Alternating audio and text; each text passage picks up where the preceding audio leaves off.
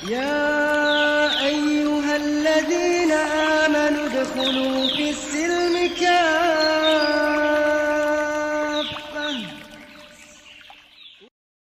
Assalamualaikum warahmatullahi wabarakatuh.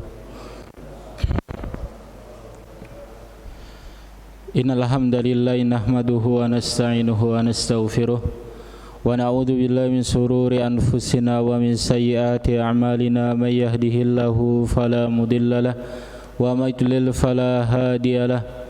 Asyhadu an la ilaha illallah wahdahu la syarikalah wa asyhadu anna Muhammadan 'abduhu wa rasuluhu la nabiyya wa la rasula ba'dah. Yaqulu Allah Ta'ala a'udzu billahi minasy syaithanir rajim. Ya ayyuhalladzina amanu taqullaha haqqa tuqatih wa la tamutunna illa wa antum muslimun. Ya ayyuhan nas ittaqu rabbakumul ladzi khalaqakum min nafsin wahidah wa khalaqa minha zawjaha wa batha minhuma rijalan katsiran wa nisaa'a wattaqullaha allazi tasaaluna bihi wal arham innallaha kana 'alaikum raqiba.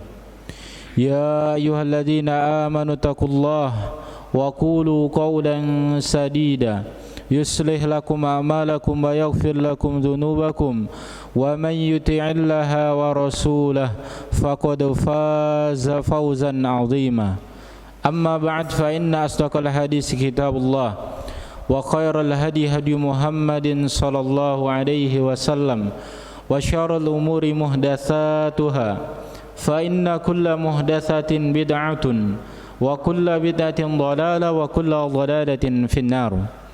Ma'asyiral muslimin, jamaah kajian Masjid Al-Muluk yang dimuliakan oleh Allah Subhanahu wa taala.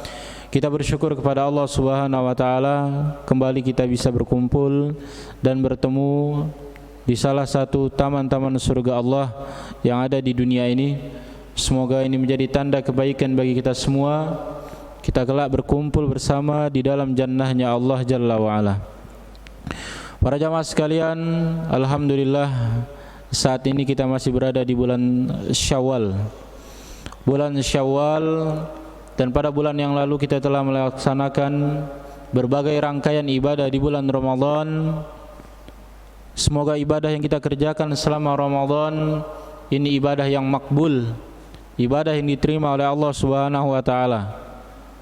Berbagai keutamaan di dalamnya sebagaimana dijanjikan oleh Nabi sallallahu alaihi wasallam, siapa saja yang beribadah di dalam bulan Ramadan karena iman dan mengharapkan balasan dari Allah, akan Allah ampuni dosa-dosanya yang telah berlalu. Kemudian barang siapa yang bisa berjumpa dengan Lailatul Qadar dan beribadah ketika Lailatul Qadar, Allah ampuni dosa-dosanya yang telah berlalu. Maka jamaah sekalian, saat ini kita sudah berada di bulan Syawal. Kita telah meninggalkan bulan Ramadan, atau Ramadan yang meninggalkan kita. Maka ibadah-ibadah yang kita kerjakan di Ramadan tahun ini atau bulan yang lalu, kita banyak berharap kepada Allah sebagaimana para ulama, para salafus saleh selepas Ramadan mereka banyak meminta agar ibadah itu diterima oleh Allah Subhanahu wa taala. Menjelang Ramadan mereka meminta agar berjumpa dengan Ramadan.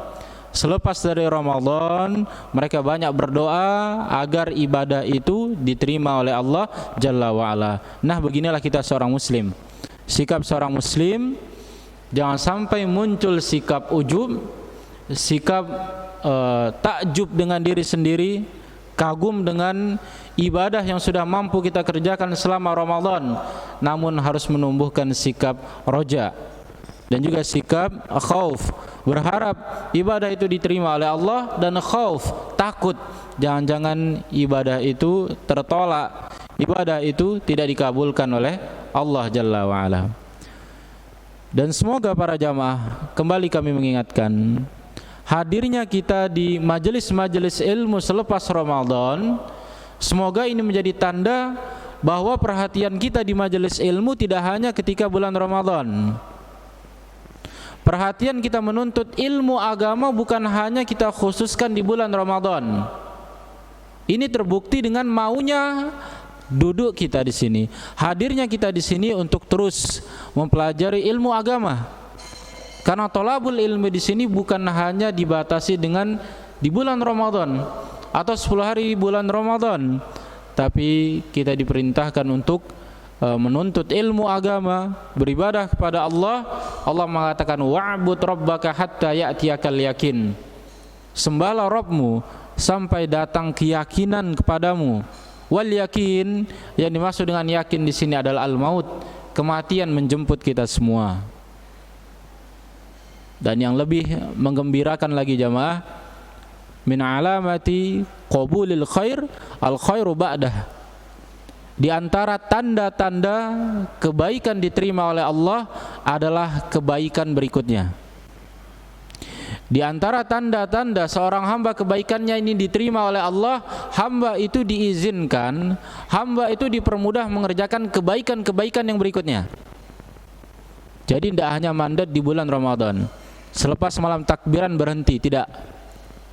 Namun selepas Ramadan Allah masih izinkan dia, Allah berikan rahmat kepada dia untuk terus berbuat kebaikan, beribadah kepada Allah, termasuk thalabul ilmi.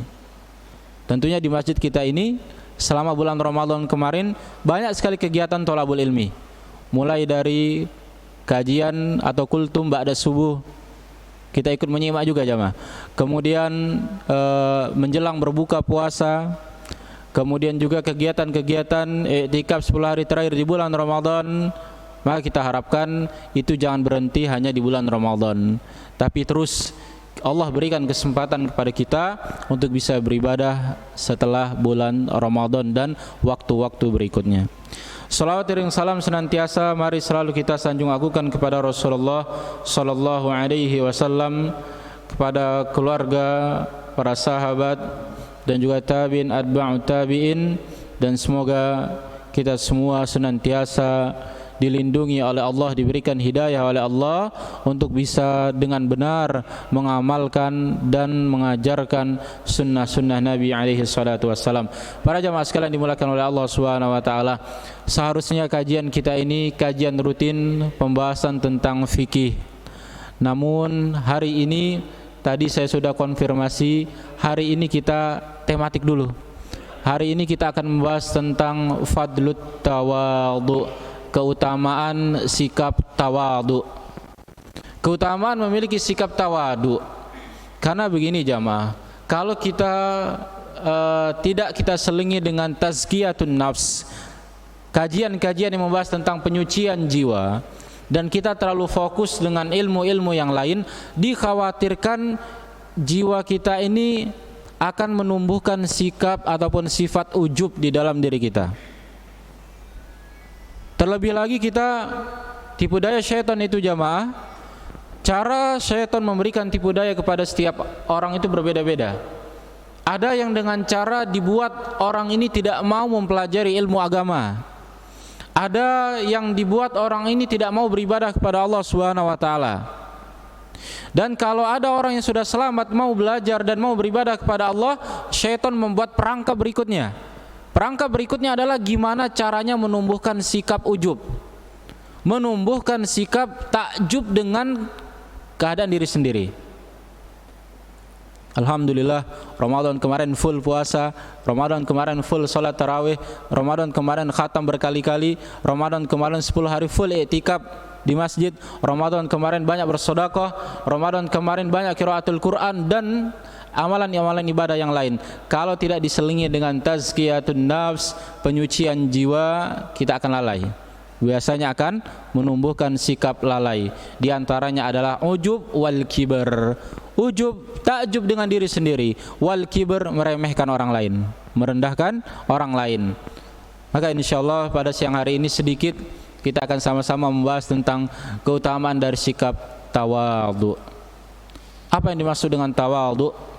Tawadu itu adalah tazallul, aksud tawazallul. Tawadu itu lawan dari sikap merendahkan diri. Tawadu itu kalau diterjemahkan bahasa Indonesia adalah sifat merendahkan hati. Dan pengertian tawadu jamaah adalah at-tawassut baina manzilatain. Tawadu itu adalah sikap pertengahan di antara dua sikap. Yang pertama sikap kibar, sikap sombong. Jadi orang yang tawadu menjaga dirinya jangan sampai dia jatuh dalam sikap kibar. Dan dia menganggap bahwasannya dia lebih mulia dibandingkan orang lain. Inilah yang dimaksud dengan orang yang tawadu. Jadi tidak terlalu meninggi dia ketika bertawadu, kemudian juga dia menjaga dirinya dari sikap merendahkan diri. Apa perbedaan tawadu dengan merendahkan diri? Kalau tawadu, dia punya kemampuan untuk menampakkan kemampuannya tadi, namun dia jaga, dia sembunyikan dalam rangka tawadu kepada Allah Subhanahu wa taala. Adapun orang yang merendahkan diri, dia tidak punya kemampuan, dia merendahkan dirinya untuk mendapatkan apa yang dia inginkan dari kehidupan dunia ini. Itu yang disebut dengan orang yang merendahkan dirinya sendiri. Tawadu berbeda dengan sikap tazallul. Ya. Tawadu ini adalah sikap yang mulia, sebagaimana Rasulullah Shallallahu Alaihi Wasallam memberikan banyak contoh, baik berupa qauliyah, berupa ucapan, dan juga berupa perbuatan yang tujuannya adalah mengajak umat ini untuk menumbuhkan sikap tawadu. Baik jamaah sekalian dimuliakan oleh Allah Subhanahu wa taala, dan diantaranya seorang ulama mengatakan at-tawadu an takhruja min manzilatika wa an talqiya musliman illa annaka tara annahu khairun minka atau anna lahu fadla. Di antara tanda-tanda tawadu adalah ketika engkau keluar dari rumahmu, kemudian engkau bertemu dengan seorang muslim, kemudian engkau menumbuhkan di dalam dirimu bahwasannya saudaramu ini memiliki kemuliaan. Ini sikap tawadu. Jadi kita keluar dari rumah, ketemu muslim yang lain, kemudian kita menganggap, kita meyakini bahwasannya dia memiliki kemuliaan.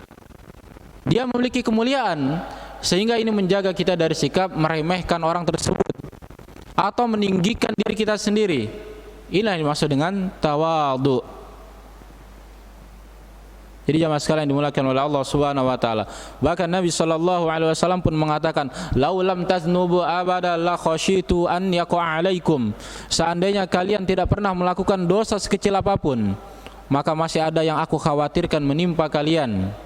Seandainya kalian tidak pernah memiliki dosa, tidak berbuat dosa sedikit pun, masih ada yang aku khawatirkan terkena menimpa kalian, yaitu al-ujub, sikap membanggakan diri sendiri. Jadi dari sini jamaah sekalian dimulakan oleh Allah Subhanahu wa taala, ibadah ini adalah suatu yang mulia. Ibadah adalah perbuatan yang mulia.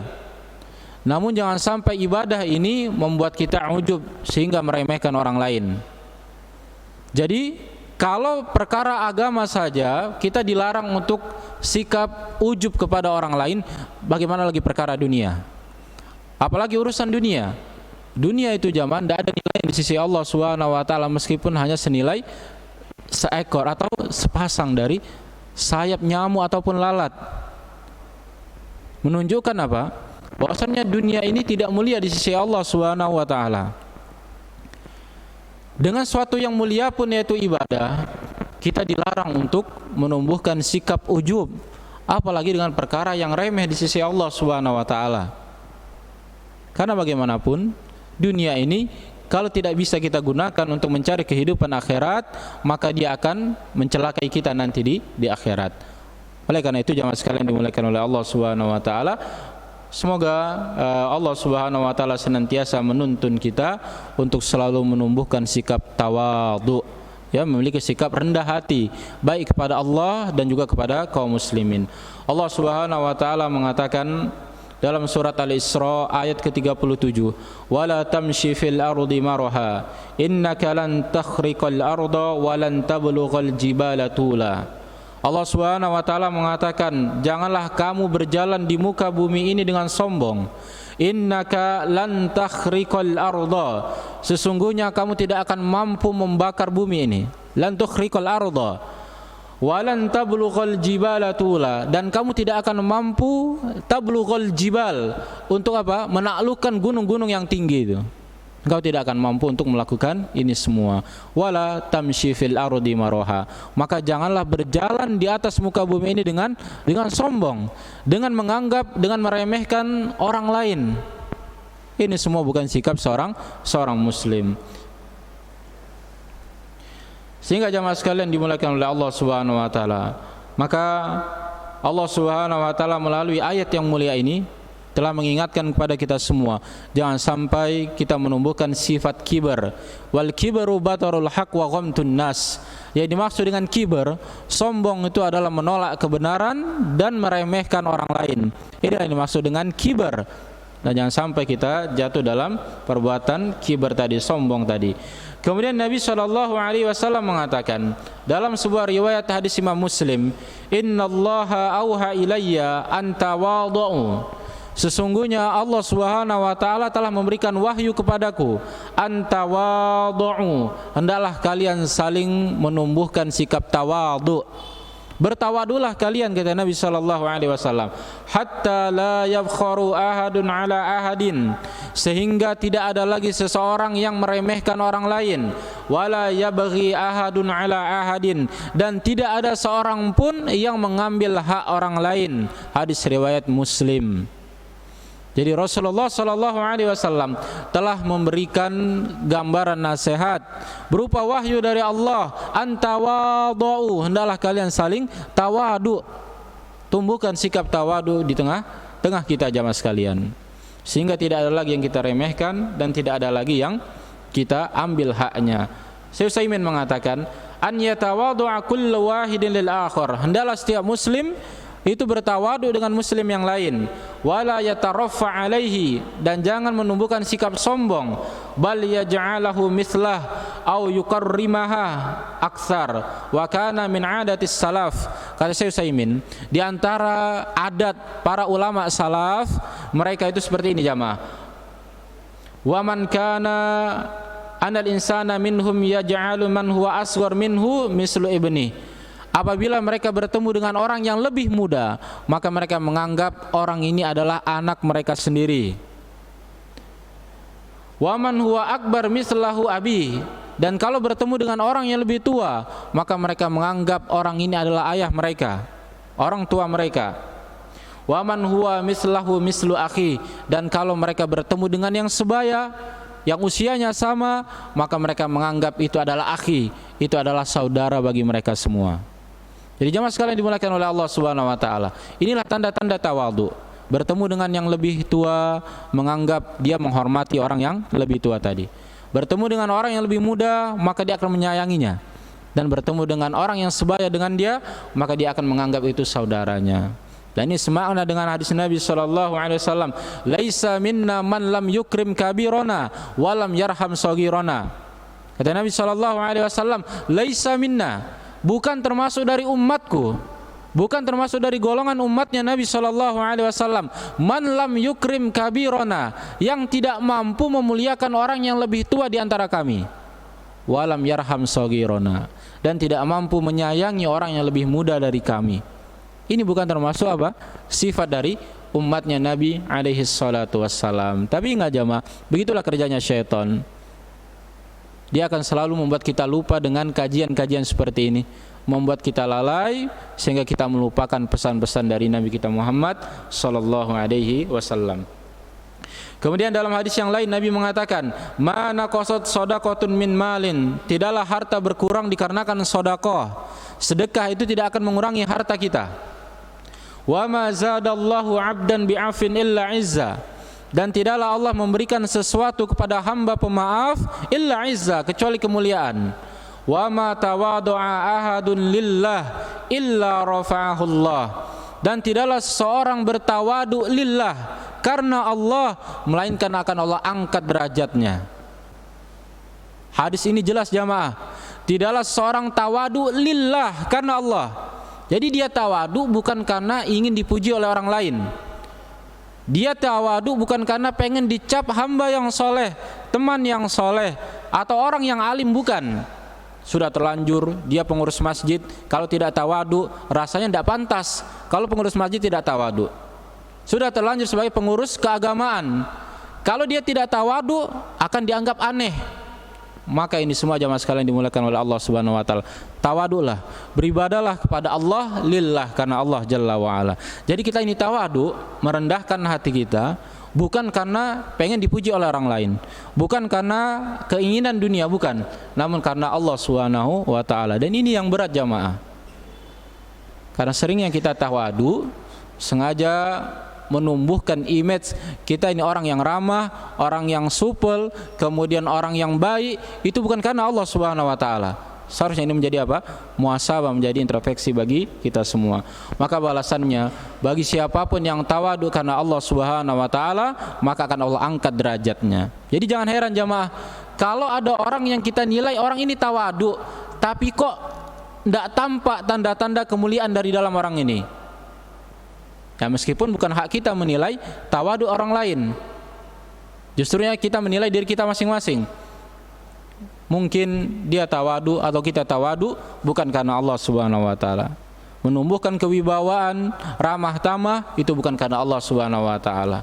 Jadi mari kaum muslimin semuanya itu orientasinya adalah karena Rabb kita, karena Allah Jalla wa ala, dan semuanya karena Allah, itu semua akan bernilai mulia di sisi Allah Subhanahu wa taala. Kemudian bagian yang terakhir jamaah sekalian dimuliakan oleh Allah Subhanahu wa taala, tawadu itu ada dua jenis. Yang pertama adalah at-tawadu ma'allah, tawadu kepada Allah Subhanahu wa taala. Apa maksudnya tawadu kepada Allah? Dia tunduk dan patuh dengan aturan dan juga apa yang telah ditetapkan oleh Allah Subhanahu wa taala. Dia beribadah kepada Allah bukan dalam rangka menumbuhkan sikap sombong, bukan, atau menumbuhkan sikap Allah membutuhkan ini, bukan. Jadi semua ibadah yang dia lakukan justru dia yatafadhal, dia merasa mulia dengan ibadah yang dia kerjakan tadi. Justru itu apa? Menumbuhkan kemuliaan di dalam dirinya kalau dia mau beribadah kepada Allah. Yang maknanya kalau dia tidak mau beribadah, itu akan menghinakan dirinya sendiri. Kemudian yang kedua, jenis yang kedua jamaah sekalian, at-tawadu ma'an nas, tawadu kepada sesama manusia. Menumbuhkan sikap tawadu kepada sesama kita, kepada kaum muslimin, bahkan kepada non muslim pun, selama itu tidak dalam rangka menunjukkan sikap ridha ataupun rela dengan ritual ibadah yang mereka kerjakan, maka hukumnya itu boleh. Terlebih lagi kepada kaum muslimin, jangan pernah rendahkan, jangan pernah remehkan muslim siapapun, karena bisa jadi muslim yang kita rendahkan ini justru kedudukannya mulia di sisi Allah Subhanahu wa taala, dan justru mungkin dia diizinkan oleh Allah untuk memberikan syafaat kepada muslim-muslim yang lain. Jadi oleh karena itu, para jamaah sekalian dimuliakan oleh Allah Subhanahu wa taala, marilah kita berusaha semaksimal mungkin dengan adanya tazkiyatun nafs, penyucian jiwa seperti ini dalam rangka mengikis ya noda-noda ataupun penyakit-penyakit yang ada di dalam hati, karena kita juga butuh selain dengan ibadah yang tampak, kita juga butuh dengan materi tentang pembahasan hati. Semoga kajian kita siang hari ini mendatangkan keberkahan dari Allah Subhanahu wa taala, dan Allah izinkan kita, Allah berikan rahmat, setiap kebaikan yang kita dapatkan bisa kita amalkan dan bisa kita praktekkan dalam kehidupan kita sehari-hari. Baik jamaah sekalian dimuliakan oleh Allah, mungkin inilah materi kajian kita pada hari ini. Insyaallah pada pertemuan berikutnya kita akan kembali kepada kajian rutin kita, pembahasan tentang fikih dari fikih al-muyassar biiznillah. Semoga ini semua menjadi hujjah kita di hadapan Allah yang bisa meringankan hisab kita nanti. Demikian jamaah, kita tutup kajian kita hari ini. Mohon maaf apabila ada kekurangan. Kita tutup dengan doa kafaratul majlis. Subhanakallahumma wa bihamdika asyhadu an la ilaha illa anta astaghfiruka wa atubu ilaik. Assalamualaikum warahmatullahi wabarakatuh.